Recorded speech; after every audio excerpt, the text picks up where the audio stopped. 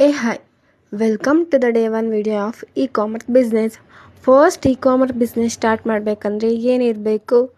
Registration.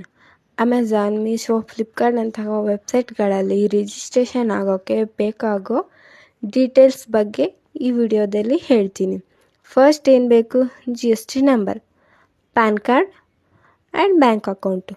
GST number ಇದ್ದರೆ very good, but PAN card ಕೂಡ okay. ಆದರೆ ಇಲ್ಲಿ ಒಂದು ಕಂಡೀಷನ್ ಏನಂದರೆ, ಪ್ಯಾನ್ ಕಾರ್ಡಲ್ಲಿರೋ ನೇಮು ಮತ್ತು ಬ್ಯಾಂಕ್ ಅಕೌಂಟಲ್ಲಿರೋ ನೇಮು ಎರಡು ಸೇಮ್ ಇರಬೇಕು. ಆ್ಯಂಡ್ ಇನ್ನೊಂದು ಏನಪ್ಪ ಅಂದರೆ, ಪ್ಯಾನ್ ಕಾರ್ಡಿಂದ ರಿಜಿಸ್ಟ್ರೇಷನ್ ಆದರೆ ಬರೀ ಕರ್ನಾಟಕದಿಂದ ಆರ್ಡರ್ಸ್ ಮಾತ್ರ ಬರ್ತವೆ.